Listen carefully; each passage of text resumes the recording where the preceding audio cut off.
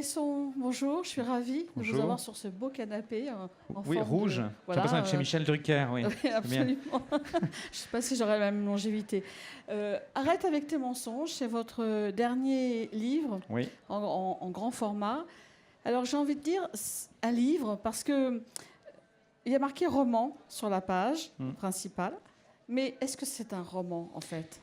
On ne peut pas appeler ça véritablement un roman. Disons que s'il fallait le cataloguer, on pourrait le mettre dans le genre de l'autofiction, mais parce que c'est un récit très intime, c'est un souvenir de jeunesse, ça raconte quelque chose qui m'est arrivé dans l'hiver de mes 17 ans, mais en même temps j'avais la volonté de faire objet littéraire, c'est-à-dire ce n'est pas un témoignage. Donc il fallait trouver un terme générique, et finalement le terme de roman est pas forcément le plus mal choisi, parce que il y a dans cette histoire quelque chose d'assez extraordinaire qui défie un peu l'entendement. Voilà, donc de temps en temps, le réel a plus d'intensité que la fiction.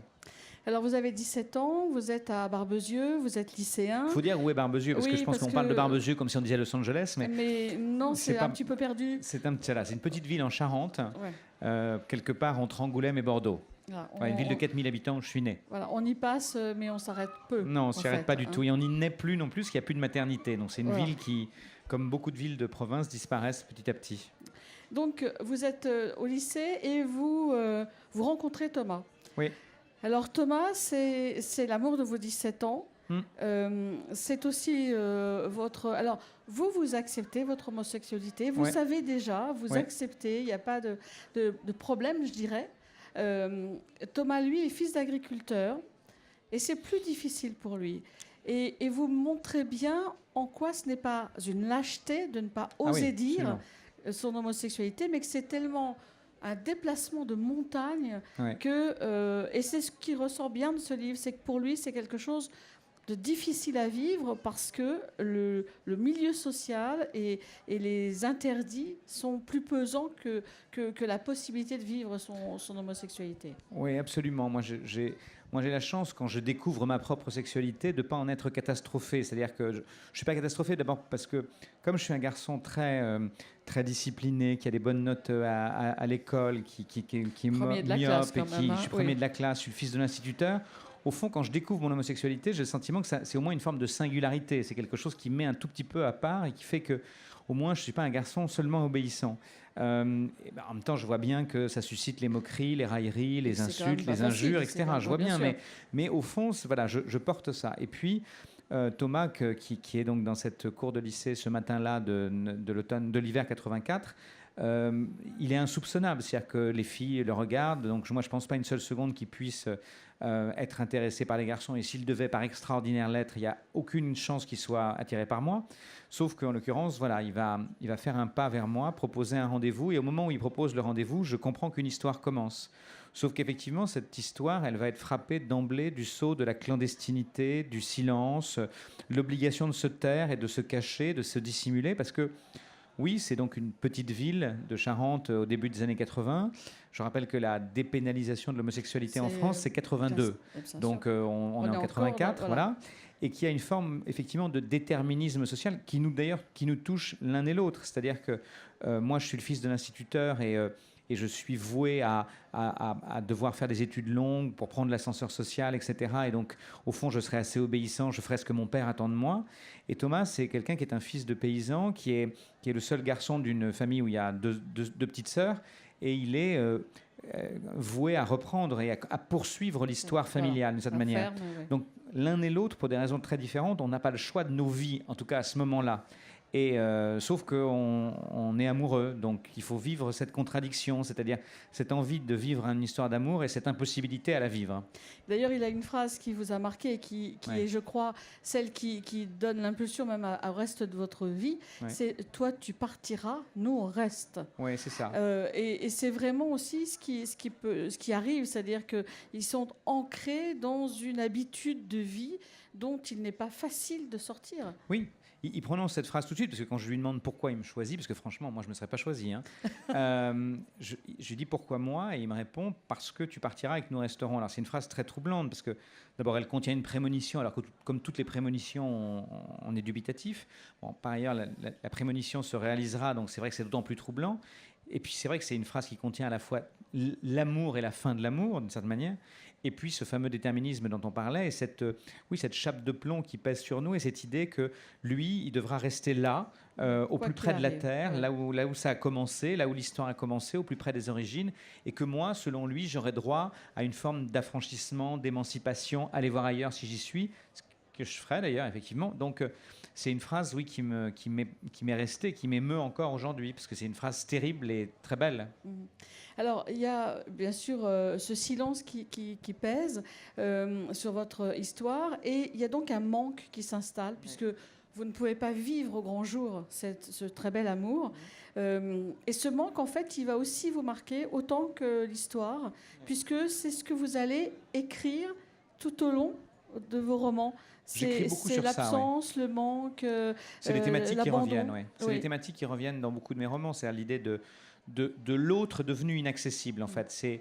Vous êtes avec quelqu'un et cet autre-là, vous en êtes privé parce que la vie l'emmène ailleurs, parce que la vie s'arrête là pour lui parfois aussi, et que donc vous êtes privé de quelqu'un. Et c'est quelque chose qui peut me rendre fou, vraiment fou, cette idée de l'autre qui disparaît, de l'absent. Et au fond, j'ai l'impression que je n'ai jamais écrit sur autre chose que cela, sur la disparition, sur le deuil qu'il faut conduire, sur comment on se débrouille pour que les absents soient quand même encore un peu là et pas emportés par l'oubli. Et voilà, donc, et ça commence là, je pense, dans l'hiver de mes 17 ans, ça commence avec Thomas qui me manque, avec Thomas qui disparaît. Cette béance-là, je ne l'ai jamais résorbée. Et alors, en plus... Les choses s'aggraveront par la suite, parce qu'évidemment, moi, je fais partie de la génération des années 80, donc qui va être effectivement décimée. Donc, il y a cette idée qu'autour de moi, j'ai des jeunes gens de 20 ans qui n'auront pas 25 ans, jamais de leur vie, qui sont arrêtés, là, comme ça, foudroyés. C'est toujours très étrange, vous savez, de rencontrer des gens dans des cafés, dans des boîtes de nuit, et de les retrouver dans des cimetières. Et donc j'ai vécu avec ça. Donc les livres, ils sont marqués par cette idée qu'on perd les gens, voilà, qu'on les perd, et en même temps, les livres sont là pour qu'on les retrouve, pour qu'en tout cas, ils soient pas condamnés toujours à une forme d'oubli. Et je me dis, au moins Thomas Andrieux, maintenant, il existe pour beaucoup de gens. Et le fait que Thomas existe pour les lecteurs déjà, c'est une sorte de... Enfin, c'est une revanche. Il y a quelque chose de... Il faut prendre une sorte de revanche sur un sort qui a été un peu funeste. Voilà. Alors, vous l'avez écrit, ce livre, il y a deux choses qui arrivent. C'est que vous rencontrez son fils fortuitement, et qui lui ressemble tellement que, en fait, c'est un choc, littéralement. Oui. Et puis, il y a peut-être le moment pour l'écrire. Oui. C'est-à-dire qu'on sent aussi une forme d'apaisement. Et que ce livre, il arrive à un moment donné, c'est pas par hasard. Oui, c'est-à-dire que ce qui est très curieux, c'est que jusque-là, moi, je m'étais toujours défini comme un romancier. C'est-à-dire quelqu'un qui invente des histoires, qui fait de la fiction. J'adore ça, j'adore inventer des histoires. J'ai une imagination plutôt luxuriante, et je suis venu à l'écriture des livres pour inventer des personnages, des situations, etc. Souvent, quand on commence une carrière littéraire, on parle de soi. Souvent, le premier texte, c'est souvent un texte autobiographique. Moi, j'ai fait exactement le contraire. J'ai toujours inventé des choses complètement cinglées. Bon. Et donc, parce que j'aime ça.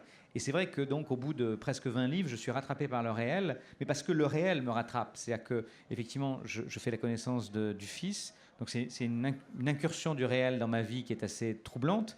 Et donc, du coup, je me trouve presque conduit à raconter l'histoire, et voilà, et je vais écrire le livre dans une forme d'urgence, de nécessité, d'emportement, alors d'apaisement, je suis d'accord. Il y a quelque chose de cet ordre-là, oui.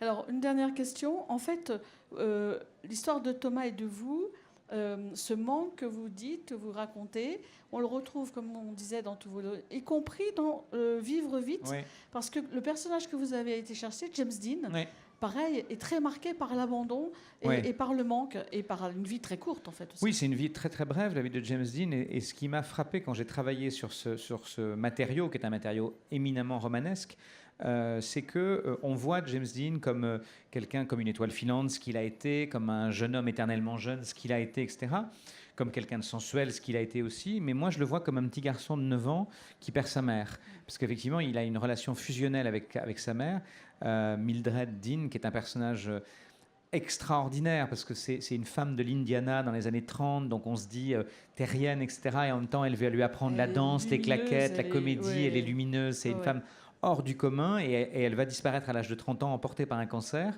Et lui, il est là quand elle meurt, le 14 juillet 40. Et surtout, il est là quand il faut la ramener depuis la Californie, où elle décède, jusqu'à l'Indiana, où elle est née. Donc, c'est 3000 km en train. Et dans le train, dans le dernier wagon, il y a le cercueil de sa mère. Et le petit Jimmy, lui, est dans un des wagons de devant. Et à chaque station du train, il descend pour aller voir le cercueil de sa mère et pour aller parler au cercueil de sa mère. Ce qui est vrai, je ne l'ai pas inventé. Et donc, pour moi, James Dean, avant d'être tout ce qu'on sait de lui, je me dis que c'est ce petit garçon de 9 ans qui descend du train pour aller parler au cercueil de sa mère. Alors, on y revient toujours, finalement. Toujours, voilà. Alors, il faut absolument lire Arrête tes mensonges, parce que c'est un livre intime, mais sans voyeurisme. Merci. C'est surtout une très belle histoire d'amour. Voilà. Et puis, vous pouvez lire de toute façon Philippe Besson. C'est de toute façon très agréable. Et en plus, on est bien avec Philippe Besson. Merci infiniment. Merci beaucoup. J'adore.